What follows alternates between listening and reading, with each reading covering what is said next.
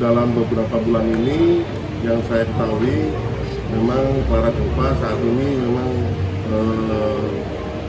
ada diduga ya, maksudnya chat-chat atau teror-teror yang menjerumus ke pidana. Nah, cuman saya sampaikan ke Bang Niko sebagai kuasa hukum Clara Gopa, nanti akan ditindaklanjuti ke polisi. Jadi sini biar semuanya jelas, biar nanti disampaikan oleh Bang Niko Gili-Gili bagaimana proses yang menimpa saat ini Clara Gopa.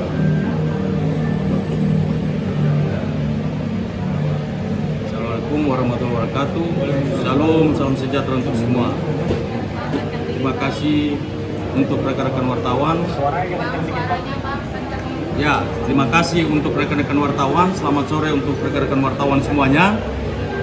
Saya ditunjuk sebagai kuasa hukum Clara Gopa bersama Bang Ferry Gili-Gili. Nah, kami melihat bahwa di dalam beberapa hari kemarin ada teror, ada ancaman terhadap Clara Gopa, baik melalui Instagramnya maupun melalui WhatsApp. Dan akibat teror yang dilakukan oleh oknum yang kami tidak tahu siapa, sampai saat ini kami belum tahu siapa itu, akhirnya Clara Gopa harus dibawa ke rumah sakit Royal Grogol. Dan ini sangat mengganggu sekali. Oleh sebab itu kami akan melakukan tindakan hukum lebih lanjut lagi, di mana kami akan melapor ke Polda Metro Jaya karena ini sesuai dengan Undang-Undang ITE nomor 45B dan juga Undang-Undang ITE nomor 29, di mana barang siapa tidak dengan sengaja dan tidak mempunyai hak mengancam, mengirim media elektronik, mengancam pribadi seseorang, itu akan diancam hukuman pidana penjara selama 4 tahun, denda 750 juta. Jadi akibat perbuatan teror yang dilakukan oleh oknum yang tidak dikenal ini, maka kami akan segera melapor kepada polisi, dan saya berharap supaya polisi dapat mengusut tuntas kasus ini. Karena akibat perbuatannya saat ini Clara Gopa sedang terbaring sakit, dan saya juga tidak tahu keberadaannya di mana, yang tahu manajernya. Saya cuma tahu melalui videocon kemarin, dan saya melihat bahwa kondisinya sangat prihatin sekali. Jadi dia teror bukan cuma melalui media elektronik, tetapi dia teror juga melalui mistik. Jadi disantet. Clara Gopa sampai gores-gores tangannya nggak sadar. Ini luka semua ini tangannya. Dan kemarin melalui informasi dari Mas Sony sempat panggil Ustadz untuk didoakan ya. Ustadz mendoakan Clara Gopa, dan saat ini kondisinya masih terbaring lemas. Saya kira itu informasi yang ingin saya sampaikan. Mungkin Bang Ferry mau menambah sedikit. Selamat sore semuanya rekan-rekan wartawan. Saya hanya mengingatkan bagi yang menteror, mengancam. Saya mengingatkan keras. Kamu baru mengancam, kami sudah pernah lewat itu. Jadi saya ingatkan, hati-hati kamu. Dan ini tetap proses hukum yang berjalan. Kamu hati-hati aja. Cukup itu aja. Bang, mungkin tepatnya kapan waktunya dan berapa kali Clara mendapatkan teror tersebut, Bang? Sudah berulang kali. Sebetulnya kasus ini sudah cukup lama ya Mas Sony ya. Yang saya dengar informasi dari Mas Sony sudah sekitar 3 bulan yang lalu ya. 3 bulan yang lalu dia diteror, dan puncaknya kemarin mungkin karena Mbak Clara ini sudah nggak tahan dengan terornya dia, akhirnya mengganggu psikisnya dia, mentalnya dia juga jatuh. Akhirnya dia pingsan dan dibawa ke rumah sakit Royal Grogol kemarin. Mas Sony, memang Mbak Clara sendiri punya lawan atau musuh nggak sih selama ini? Memang selama ini saya menangani dari awal si Clara Gopa alhamdulillah sampai saat ini tidak ada lawan ya, tidak ada musuh, karena bersama teman-teman artis, bersama teman-teman penyanyi itu pun fan-fan aja. Yang saya tahu, karena Mbak Clara dekat sama siapapun saya pasti tahu. Jadi saya pun juga mikir ini yang melakukan ini siapa, itu pun saya juga lagi melakukan. Makanya saya melaporkan sama Bang Niko supaya bisa ditindaklanjuti siapa yang pelakunya ini. Teror sendiri apa terornya? Terornya sendiri ada bentuk ancaman. Ancamannya apa Mas? Ya, ini mungkin bisa disampaikan sama Bang Niko karena ada bukti-buktinya. Ancamannya itu memang sudah sampai ke arah pidana ya, jadi dibunuh, disantet, ada kata-kata kamu kembali atau saya jemput paksa kan gitu. Kalau nggak gitu, kalau kamu nggak kembali atau kamu tiada kan gitu. Bukti-buktinya chat di Instagram, ada chat di Instagram, ada juga melalui WhatsApp juga. Jadi kita sudah kumpulin semua buktinya ini untuk kita akan segera laporkan ke Polda Metro Jaya. Ini bukti-bukti nih dia chat. Nah, Mas Sony, ini kita udah sebagian kita kumpulkan bukti-bukti. Jadi seperti ini. Dibaca aja. Kembalilah sama aku pernah tidak menyakitimu, aku cuma ingin kamu kembali denganku. Terus yang kedua ini, yang kedua, selamat malam Clara Gopa yang cantik, masih mau terus melangkah menghindari saya atau mau menyerahkan diri kepada saya. Apakah kamu pernah mengingat kata-kata ini? Jika kamu tidak dengan sama lebih baik, kamu tiada. Jika kamu tidak dengan saya, lebih baik kamu tiada. Jika kamu mengingat, kamu pasti paham apa yang harus kamu lakukan saat ini. Aku sudah malas berbahasa basi. Siapapun di belakang kamu, aku tidak takut. Hukum kebal buat aku. Tolong kamu pikirkan kembali apa yang harus kamu lakukan terhadap saya. Itu kapan?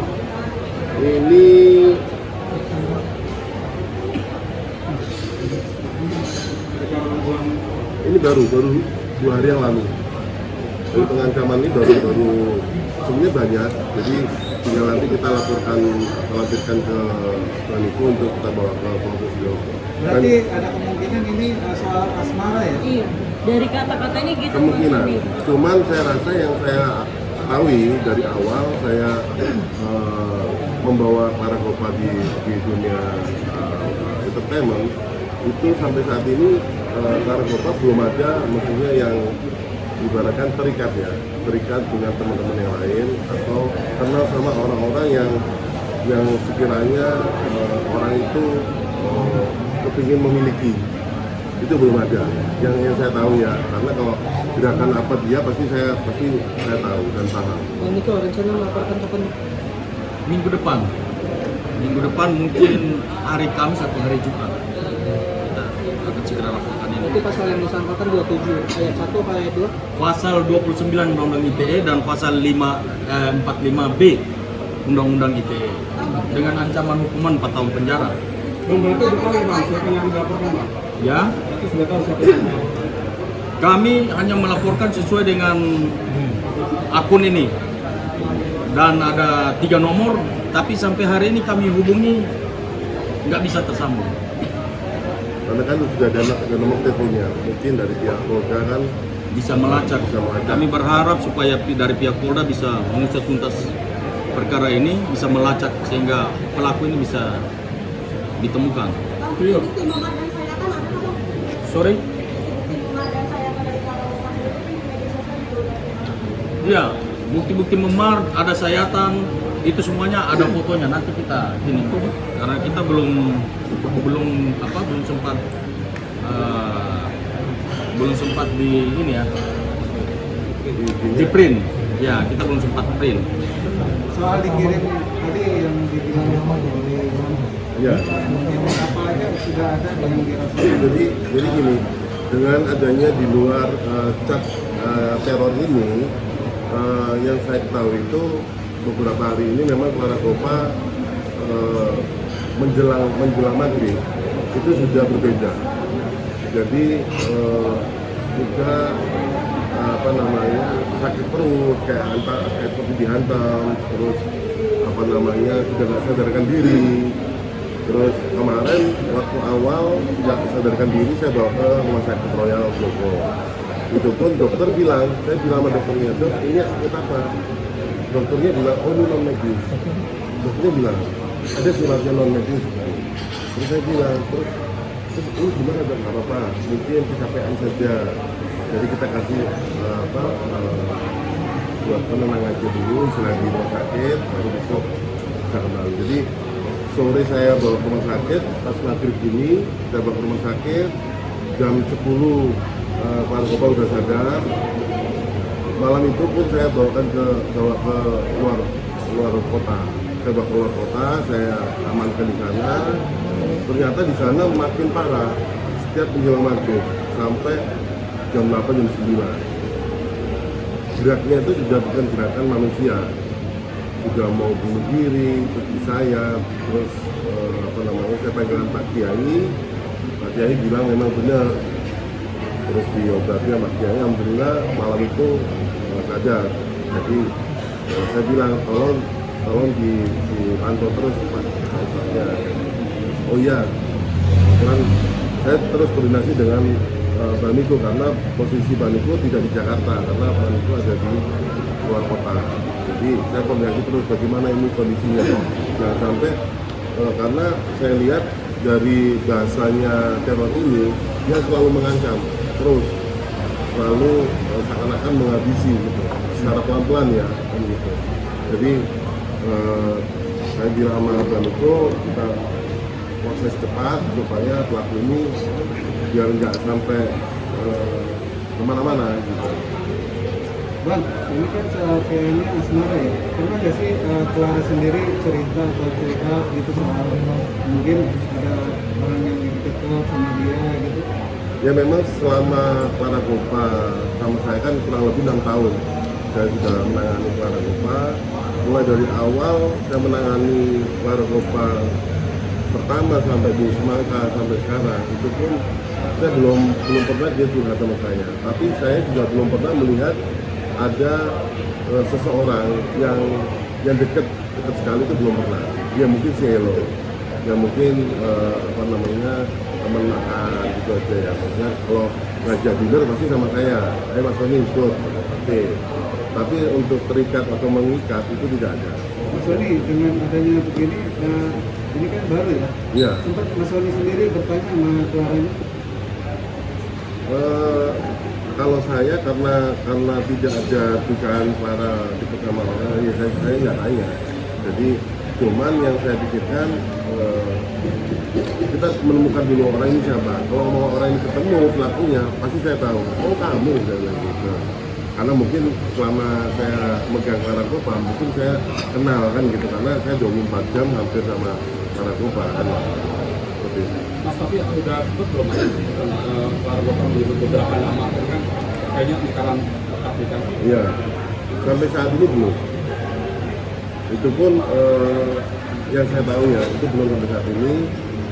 Cuman mungkin ya Clara Copa sendiri yang menyampaikan. Tapi kalau umpamanya pelakunya ada, kan kita bisa temukan sama Clara Copa. Makanya saya bilang, sampaikan sama Baniko bahwa ini orang ini ketemu dulu. Karena apa? Karena pelaku ini sudah masang orang di area apartemen. Jadi dia pasang orang di apartemen untuk mengintai Clara Copa.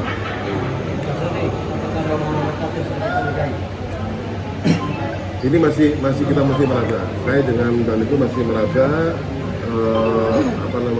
siapa pelaku. Kalau umpamanya ada di sekitar kita, ya pasti kan kita tahu siapa dia. Tapi kita masih menduga sekarang, atau ada kerjasama dengan asistennya Clara Copa. Setiap kita melangkah kemana, dia tahu. Setiap kita kemana pun dia tahu. Nah itu pun mungkin kita masih meraba siapa orang terdekat yang kerjasama dengan orang ini atau orang ini masang orang di lokasi-lokasi terdekat. Kenapa pelaporannya sampai minggu depan? Kita menunggu Clara Gopa dalam keadaan kondisi yang fit karena saat ini dia sedang sakit. Bahkan rencana dia mesti hadir di sini juga, tapi nggak bisa karena kondisinya lagi lemas, betul-betul nggak bisa bangun. Makanya itu kita tunggu sampai dia sudah stabil, baru kita buat laporan polisi. Saya harap supaya polisi bergerak cepat karena Clara juga saat ini sedang mempersiapkan diri untuk syuting layar lebar bulan September, Rukia 2. Apalagi dia sebagai pemeran utama nanti. Makanya itu semestinya fisik dia itu harus stabil. Karena syuting film di bulan September ini kan panjang. Itu yang saya tangkap dari Mas Sony ya. Ya. Terima kasih Pak Niko. Ya,